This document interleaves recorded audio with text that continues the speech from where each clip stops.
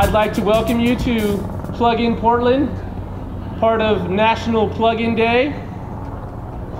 Yay! Thank you all for attending. You are part of a historic event. There are events like this happening at over 25 cities across the country, states from Hawaii to New York. A lot of great activity happening. Thank you all for attending. I'd like to introduce myself. My name is Patrick Connor. I'm with the Oregon Electric Vehicle Association. Thank you.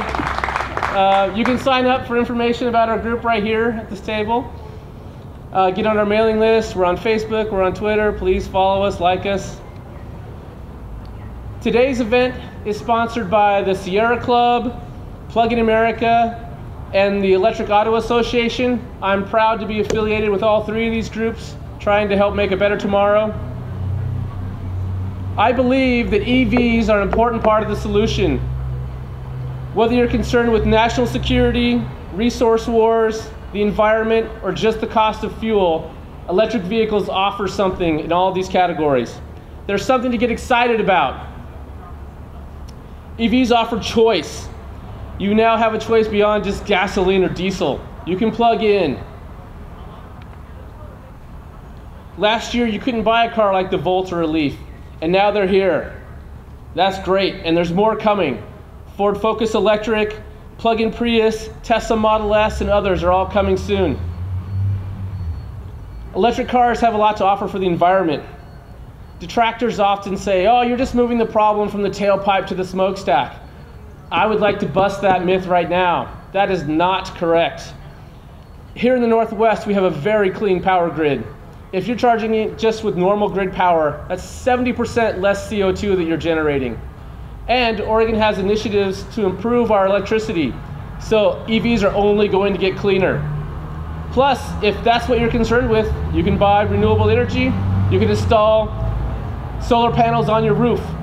I have a small 4 kilowatt system. It generates enough electricity for me to drive 16,000 miles a year. I probably drive half that.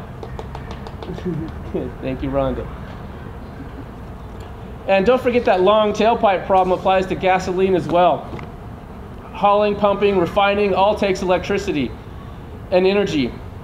There's an estimated 5 to 7 kilowatt hours of energy in every gallon of gas. That's enough to drive a car like the Nissan Leaf about 25 miles. So, don't let them ever say that they've just moved the problem.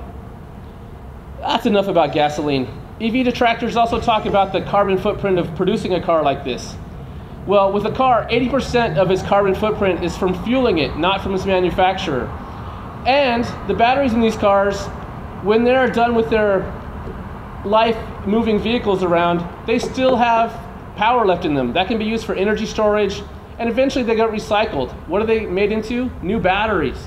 So it's not a consumable fuel. Let's talk about security in the environment.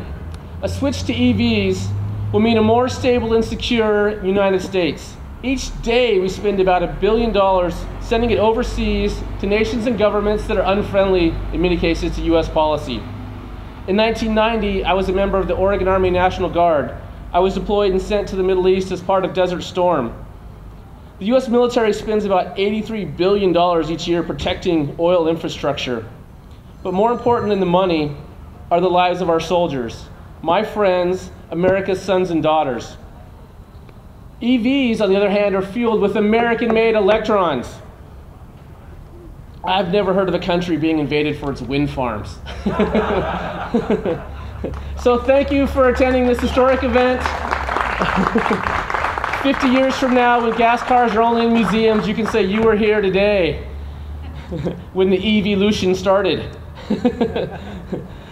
Okay, so today's agenda, we're going to have another speaker, and then we'll wrap up this hour of time at the mic, and then at noon, we're going to have a countdown and have a ceremonial plug-in, followed by a couple more speakers.